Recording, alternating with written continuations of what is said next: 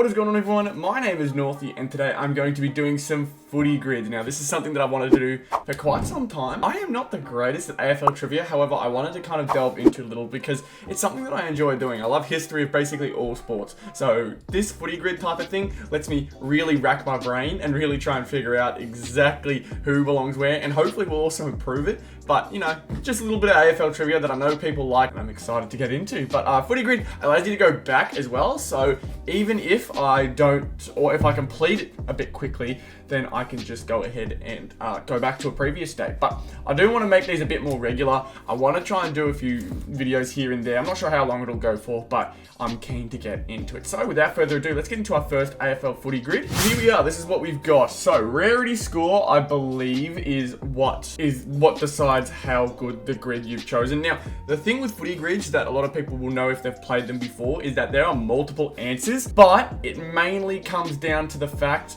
that you want to try and get the most obscure players or obscure scores realistically. And this one's a really interesting one. So we've got, obviously, Port is a topic here along with Brisbane. We've got teammates of Tom Rockliff, which is also a very interesting one. The other interesting one is that I'm pretty sure Tom Rockliff is an answer for this one. But the reason I won't pick it straight away is because I don't know if it's the rarest. And I'm pretty sure others would have picked up that fact as well, Tom Rockliff being here. And they would have picked him. So we want to try and find someone who's a little bit more obscure. Some things like 10 plus tackles, I've got some people in mind. 40 plus disposals is also really good. I have a thought for this one. And my guess is Rory Laird. And I really hope this is correct because I feel like Laird, I know he had a 20 plus tackle game, but I don't know whether he's had a 40 disposal game. Yes, it is Rory Laird, and he's silver. So you'll see he's got a little silver behind him. If you are unaware of how footy grids work, you want to try and get the people who are least likely to do so. So another one could have been Josh Dunkley, I'm thinking of, but I also wanted to keep Josh Dunkley for this one. I know Lockie Neal would have been a pick. Josh Dunkley, I'm almost certain, has had over 40 disposals before, and obviously he now plays for Brisbane. So I'm interested to see if he's on here. He's also silver. Alright, that's okay. That's fine. Next, we've got ourselves average 100 plus fantasy points in a season. Thinking of Ollie Wines. Again, could be quite obvious. I'm trying to think of someone who's played for Port who may not have been terribly obvious. For an entire season is really, really impressive. I'm trying to think of anyone outside of Ollie Wines. I'll come back to that one, but we've also got teammates. So obviously, teammate for Tom Rockliff at Brisbane at the time. I'm going to say Daniel Rich is one. Oh, that's not worked out for me. Daniel Rich. He's played for quite some time, and yes, he was a teammate. There's probably some more obscure teammates. Like Jed Adcock probably was one who played back then, and maybe I could have picked him up. But I'm going full silver, apparently. My rarity score is pretty low. I think that's good.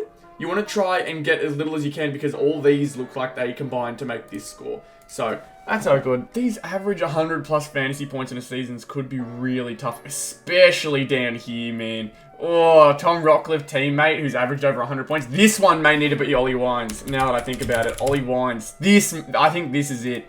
Yes, but he's quite obvious. You see 20% of people, so that really ups the rarity score, and we don't want to do that. Ollie Wines is definitely one, but I don't know who else it could have been. I'm really I'm just not thinking about it. That's why I wanted to save Ollie Wines from that one and choose him for that one because I felt like I could have got the right one. Also, I just realized I forgot to mention, if you get anyone wrong, you lose a guest, which means you automatically lose the chance of chucking them on it or chucking a person on a different score. I think it gives you 100% if you don't. So I need to make sure we get this right on every single one. But Tom Rockliff teammate who's averaged 10 tackles as well, or not averaged 10 tackles, that'd be mad, but has gotten 10 tackles in a game before. This is going to be a really tough one because I'm not 100% sure of all of Tom Rockliff's teammates. But again, you just need to get 10 tackles once and you technically qualify. I'm just not sure how many people have done so. I'm trying to think of the midfield group that was around when he was at Brisbane. Was Mitch Robinson around? I was trying to think maybe Mitch could have been one. I don't think so though. You know what? I'm going to take a ping and say it's... but I don't know. When did Mitch go to Brisbane? Was he alongside Tom as well? This is so tough. 10 plus tackles for Port though. Surely we can find someone here. See, this is where I feel like I need a lot of improvement because, like, I feel like my history should be better, but it just isn't. It just isn't right now, and I don't like it. 40s plus disposals in a game and fantasy points. It really could be a lot of people. I am going to just get that one out of the way. I'm going to try and think of a really obscure person because I don't think I can try and pick the best person possible and it won't really mess with anything else. I'm going to say Tom Mitchell because I know he had that really big game where he's gotten over 50 disposals before, and I'm sure he's averaged more than 100 in a season. It's bronze. A lot of people have picked Tom. I didn't think that would be the case. Damn, it would be obscure enough to not be picked there. That's really interesting. Okay, I thought Tom wouldn't be picked as much. I thought people would have gone with like a lot of Lockie Neal and such, but no, we haven't got that. 10 plus tackles in a game. I'm going to take a pot shot. Oh, I'm going to leave that. I'm going to leave the pot shot, actually. I'm not going to do that straight away. One that I really think could be 10 plus tackles is Sam Powell-Pepper. I feel like Powell-Pepper would have gotten it sometime soon. Yes, he is in there, but he's also a somewhat popular pick. Powell-Pepper I just know as a gutsy player, and so I thought he would have had the 10 plus tackles, but I didn't realize he'd be bronze. Alright, that's interesting. Again, 100 plus fantasy points in a season. Rosie's having one of those this year, but I don't think he's gonna, or he's had it in a previous season. Same with Butters. Oh man, this is so tough. I'm having a lot of trouble with these last three. This one I feel like is gonna be the toughest though. Brisbane and Port, because the only one I'm thinking of is Tom. Maybe I just chuck Tom there to kind of make sure we don't lose the rarity score, because I think it gives us 100 if we don't get it right. So we got to make sure we get everything. Even getting a not so rare person, we still get better points than if we were just to get it completely wrong. So 100 fantasy points for a season for Port. You'd think people like Travis Boak in his prime would have done something like that. I'm trying to think of other really, really good Port players who may have done so. I'm going to go Travis Boak. I feel like he would have done it at least once. He's had a long career. Yes, but he's common. See, we don't want to get the common picks too often. So, look, I'm not terribly mad. I'm okay with 1 in every 4 people picking that. All right. Tom Rockliff, teammate with 10 plus tackles. This is the one I want to leave. I'm going to say Tom Rockliff here so I can get this one out of the way because I'm pretty certain this is going to be the tough one. Yeah, 46%. A lot of people would have realized, oh, okay, that makes sense. Oh, but I just couldn't think of anyone else. I couldn't think of anyone, man. That was really, really tough. 10 plus tackles though in a game. I'm going to take a pot shot and say this is Mitch Robinson. I just don't know whether he was a teammate with Rockliff at any point. I really am worried about that. He was! Yes! Beautiful. That's really good. So this is what I was talking about before. The average rarity is 514.68. You want to get as low as you can because you can see here only 10% of people who played got 9. So I'm in that small rarity there. But you can see no golds, unfortunately. Tom Rockliff was the easiest one here, but we want to get as low as we possibly can. And so since we got 143, that's not bad at all. I'm really, really happy with that one. 25,000 games of this has been played so far as well. Let's have a look at some previous grids. Oh, I just realized we can have a chance at a random grid. That's cool. Oh, nice. That's really, really good, actually. Here we go. We got Tom Rockliff again. That's hilarious. Tom Rockliff, teammate. All right, that's fair enough, I guess. We're trying again with him. Tom Rockliff themed video, apparently. 250 plus games. The first one that comes to mind is Dustin Fletcher. That's the first one for me, but I'm pretty certain that'll be a no-go. This one, I'm going to go right off the rip and say Scott Lucas for grand final player for Essendon. Yes, so that's what I want. Gold. I remember the name Scott Lucas just came to me in the moment. I was thinking, you know, that Essendon team, James Hird, Matthew Lloyd, that won back in 2000. Scott Lucas was part of that team. And there you go. He's the gold. 2.3. That's really, really good. We want to see that. One club player as well. You could go with Lloyd. You could go with Hurd. But again, you want to try and think of some rarer players. But I'm just not sure who. We've got a Tom Rockliff teammate who is a premiership player. Oh, that one's very interesting. That one may be our toughest one. I really feel like that could be because I don't think Tom Rockliff ever won a premiership. Definitely not with Brisbane and definitely not with Port. So I'm going to assume that he hasn't been in one, but he's played with one, which is the interesting thing. It'll be, it could be, wouldn't be Boak, couldn't be Boak. It's going to have to be an old Brisbane player. I'm thinking of some of those now. I think I've got one in my head. I'll leave it though. I'll leave that. Collingwood grand final player. This could be a lot of people too. I am going to say Luke Ball. He's a grand final player. I just realized it doesn't specify grand final winner. Alright, that may be something that changes things. I'm going to try and think of the most obscure person I can possibly think of. A Collingwood grand final player. First one that comes to my head is Luke Ball. I don't know how obvious that is, but let's see. 2.2! Yes, 2 goals. That's really good. Oh, and then 1 club player as well. Collingwood realistically could have a fair few of those.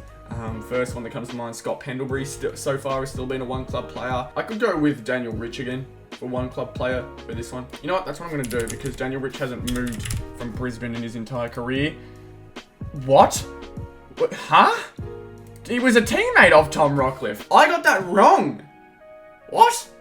Daniel Rich has played for a different team? Am I forgetting a team that he's played for? I thought he was Brisbane from the get-go. So that's the problem. You want the really good picks, but you don't want to get them wrong.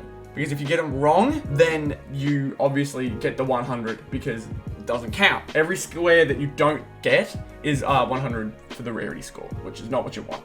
250 games played. Oh, 1 club player. Alan Didak, I feel like is the rarest player I can think of here. But Didak definitely was just a 1 club player. Surely.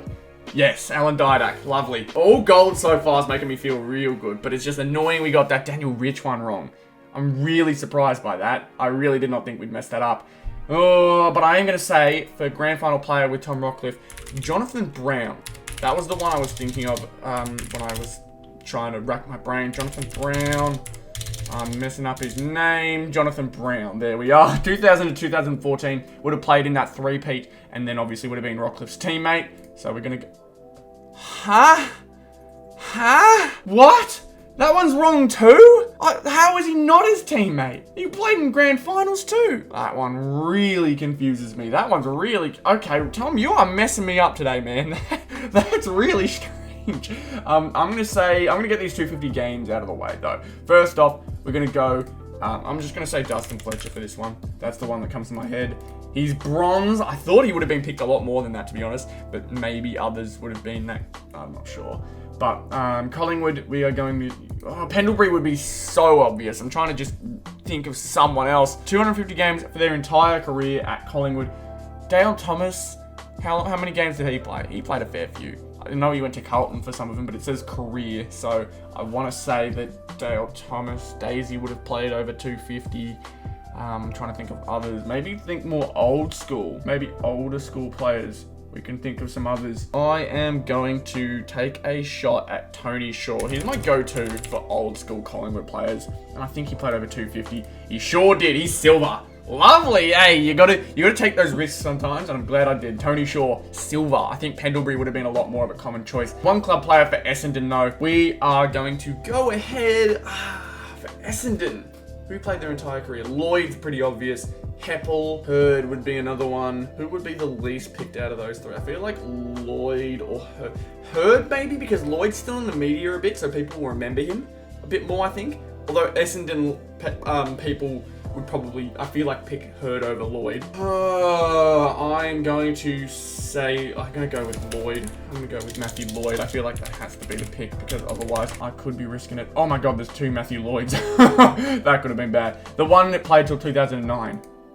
Oh, look at that. I haven't seen that one before. I didn't realize Matthew Lloyd was that rare for the 1 club players. Alright, maybe he would have been picked more for the grand final players. 1%er. Nice. Now we've only got Tom Rockcliffe. Tom Rockcliffe is an enigma, apparently. 1 guess left as well. I'm going to go and have an attempt at the 250 plus games, and I think that's my best chance here. But again, it comes down to, do I remember which ones have played over 250? Some big players. He would have played with Boak. I honestly, because he's in a Port Adelaide thing, I'm going to say Boak. I'm going to have to go and say Travis Boak. Come on, surely he's played over 300. I don't get it. I don't get it.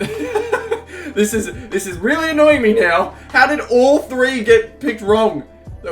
Has Boak not played over 250 games? He's at 344.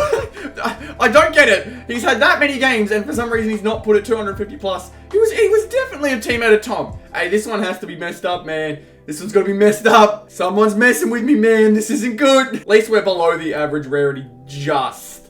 Look how good all of our other picks are. Look how good they are. And then Tom Rockcliffe messed me up, man. That's not fair. It's better than most grids at least, though. So at least there's that. That was good fun. I actually really enjoyed that. I want to do a bit more of that in the future. I want to try and do things with Warp Hell as well. And Gridley, I think, is the other type of version of this. I want to try and make some more expansive videos like that in the future. Just because I find them very interesting and find these, you know, guessing games really, really exciting. But if you guys enjoyed this one and want to see more like it, be sure to leave a like, subscribe to the channel if you are new. Everything is very much appreciated. And I'll see you all in the next one.